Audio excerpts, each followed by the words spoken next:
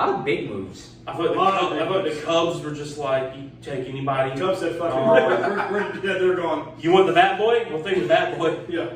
So you want David Ross? We'll trade him too. Yeah. Oh, come on now. They're not going to get David Ross out of there now. So how do y'all winners and losers of the trade deadline? Give me like your top 3 of each. Winners for me, I think, would be the Dodgers. I think Atlanta won to a certain degree. Not pitching wise. Honorable mention. I give them an honorable mention. But what? I don't think anything that the Braves did was bad. You can't really be angry. That's what I'm saying. I'll give them that. The White Sox are a winner too, in my opinion. I mean, I will mention the Cubs. Those just blowing everything up. Well, that's big. That's number one loser. I wouldn't say that's a loser because that was a planned loss. So it's not really a loss at that point. They knew what they were doing. They knew what they were getting into. But I mean, they're just setting themselves up. I mean, yeah, you cleared probably 4 of your highest paid cap guys on the team, and Baez, Bryant, Rizzo, and Kimball. Who else did they get rid of? Didn't they get rid of it? Jock Peterson went to Atlanta. Yeah. Well, that was a couple. That was on the 16th, but I mean, still, it's still. I mean, like it was like the Jock Peterson trade, and Jock it was Peterson like it just first, snowballed. Yeah.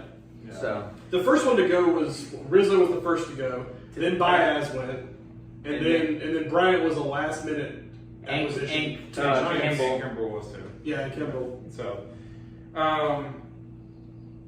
for me, I'm actually with Alex. I think that the Cubs sat back and they said, okay, we haven't been able to make it to the World Series since we won it in 2016, 17, whatever it was. And I think they said, what we're doing right now is not going to get us there, and we're not going to be able to pay these guys. Let's go ahead and get what we can for them. So we need to change it up. I do think that the Cubs actually won with getting a lot of acquisitions. I think that the Dodgers had to clearly be the favorite of all of this because they walked away with Matt Scherzer and Trey Turner. They didn't even have to give up Corey Seager to get Trey Turner. I mean, they ended up giving their huge catching prospect, which this guy's supposed to be like the elite level catcher in the MLB in the next 2 to 3 years. So I feel like the Nationals actually traded quite a lot with Young Guns and Josh Harrison going to the A's as well. Josh Harrison was a big blow for them. But if you're a Nationals fan, you got to be able to sit back and go, okay, we got the catcher, and we got like 17 other freaking players. It's not exactly 17, but I mean they got a huge lump sum of players that are all prospects. And some of them are going to work out, and some of them aren't. But it could really end up being a big thing for them in 5 years. So, are some of those prospects you think potential trade bait? For them, no. I think they're going to. I think the Nationals are taking a different approach to this, where instead of just getting one prospect for one elite level guy or 2 prospects for one guy, they said, "Hey, we'll take 5 prospects for this guy and 5 prospects for that guy and 5 prospects for these 2 guys. We'll get rid of 4 of these guys, but we're going to bring in 20 prospects and." Some of them are going to end up working out, some of them aren't. Someone's going to hit out of this 20. Yeah, I mean, they're kind of like casting a fishing net out here and hoping to pull in 1 big bass and about 5 little brims. So, I mean, the odds are behind them at that point. Yeah. You get rid of a few guys, but get 17 in return. Well, they got rid of a monster contract in Max Scherzer. Yeah. I mean, that's a monster contract they got rid of. Trey Turner, I believe, had a pretty decent-sized contract as well. if not, he was coming up. He was coming up for 1. Which is what Chicago did. So that's what Chris is saying. By Chicago unloading all these heavy contracts. Yeah, they've set themselves up for. But they've also said at least Chris Bryant came back out and said, even if I get traded, I'm still going to come back and talk to them in the offseason for a possible reunion to come back and re-sign with the team. So he understood going into it what they were doing. It didn't hold any ill will towards them. So is he on a 1-year kind of deal? He's a 1-year deal. Yeah. He's on the last part of his deal. He's on the last year of his deal. But right, and I'm not saying that he's for sure going to go back and sign with the Cubs. But he would like to. Correct. If the team's willing to have him, right, and they would actually work with it, a number. Right. Yeah, he was saying that he wasn't going to hold any ill will, and he would at least talk to them about coming back and re-signing with the team at a restructured contract. That's fair.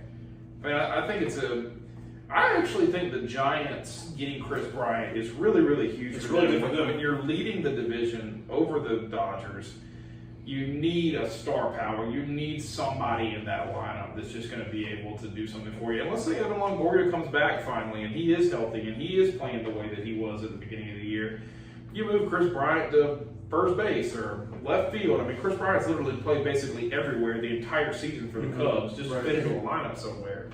So you have somebody with versatility that you can fit anywhere basically, and come postseason for the Giants. And I mean, yeah, the Dodgers walk away with the best, but I think I'll agree with you in the sense I'm not dogging the Braves by any means. I don't think that the Braves went out and made anything that's going to make them a competitor for a championship this year. No, they're not going to compete for a championship. They didn't but do they anything did to hurt hurt themselves. Yeah. They didn't. Yeah, I don't think they went backwards at all. What they gave up versus what they got more than what they gave up. Yeah, I think that's fair. I mean, Like the Bryce Wilson thing. That was the only thing that I was not 100% sold on. And the way he pitched last night, goes out, throws 5 innings, 2 hits, 1 earned. Yeah, gives 5 or 6 Ks. Gives the Pirates a chance to win, and then the Pirates score no runs, and he ends up taking a loss. Dude, I think the Pirates is one of the worst teams in Major League Baseball. they are the worst team in Major Like, League if you just Baseball. go through and watch their bloopers from this past year, like, it's just, they do stuff where you're just like, I can see. how do you do that as a professional athlete of this sport? I can see why Adam Frazier wanted out of there. Yeah. Well, I'm pretty sure Brian Reynolds wants pointed out too. Brian Reynolds is like, yo, I'm literally having a MVP caliber season in Pittsburgh. He's hit 18 homers. Another rumored trade that was supposed to happen because Atlanta originally was trying to get Duvall and Starling Marte. Well, they got. Yeah, so but what is this whole thing? So I could have sworn Duvall had a bad taste about the way we got rid of him. Oh, he did. Probably. And then we go out and get him back. Yeah, I mean, he took it out on us. He hit like 6 homers against us. He hit 18 homers the entire season. I think 6 of them are against Atlanta. One of them was a 3-home run game. Yeah, I mean, Atlanta won to Miami. Yeah, Miami. But I thought the White Sox made some. That Craig Kimbrell had the Craig Kimbrell was huge. Yeah. To Miami? No, to the White Sox. I thought White Sox made up some pretty good. Underrated enough. I mean, that's Cesar Hernandez. People don't really know a whole lot about it because he's not like a superstar or anything. But that dude is bad. That dude is 1, still bases, and 2 is bad at 300 his entire career. So going back a little bit, the Braves trading Kimbrell. They traded him years ago to the Padres. Yeah, but we got Austin Riley out of it, did we not? We got Austin Riley and Max Fried because we traded Kimbrell and we traded Justin Upton and I think BJ Upton too. No. To San Diego. Well, we did. We did. They were both in San Diego. Okay. But I know Kimbrell and Justin Upton were part of the deal that brought in Max Fried and the draft pick that got Austin Riley. Yeah. So, looking back on that, Is it worth it? was it worth it? 100%. Yeah, I mean, at the end of the day, like, it'd be nice to have Craig Kimbrell right now, but there's been many chances for us to get him. I sent him an article or sent him a text about it earlier yesterday. What ended up happening is the Cubs are going to move Kimbrell for picks. And Kimbrell's daughter is in the hospital with something that's serious right now in Chicago.